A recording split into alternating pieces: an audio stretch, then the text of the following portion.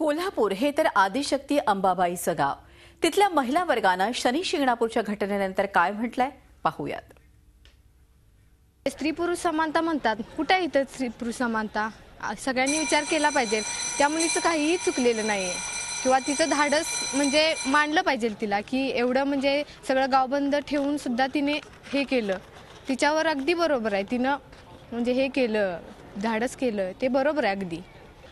मुलीने पाया पडलं म्हणून खरं तर गाव बंद करायची काही गरज नव्हती, कारण देवाने सगळ्यांना बनवलेलं आहे, त्याने मतभेद केले नाही.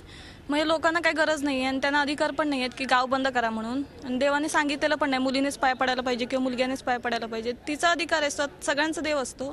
त्यामुळे ती जर पाया पडायला गेली तर ह्यांना काही अधिकार बनत नाही गाव बंद करायचा. कारण ह्यामध्ये काही चुकी नाही. त्या मंदिरात जाऊन मुलींना पाया पडली, अशा तर देवींचे सुद्धा मंदिर आहेत, मग तिथं सुद्धा पुरुषांना जायला असं द्यायला नको पाहिजे. आता ते शनीचं शिंगणा म्हणजे शेजा मंदिर असलं तरी स्त्रियांनी तिथं जाऊन पाया पडणे किंवा काही करणे चुकीचं काही नाही आहे. ह्याच्यात देवाला पण असा भेद नसतो देवाचा पण की मुलगा मुलगी वेगवेगळा असतात आणि असा भेद देवाला मान्य नाही तर लोकांनी का करायचं. आणि पहिली गोष्ट, लेक ही वैष्णवी माता तसेच देवीचं रूप मानलं जातं आणि देवीनं देवताचा पाया पडला असं हे चुकीचं नाही आहे.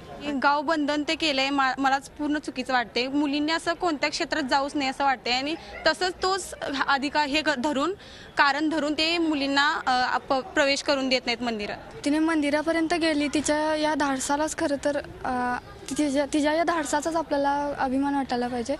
आणि खरं तर या कुणी ज्या त्यांनी प्रथा परंपरा या निर्माण केल्यात याच खरं तर मोडीत काढल्या पाहिजे. झी 24 तास रहा एक पाऊल पुढे.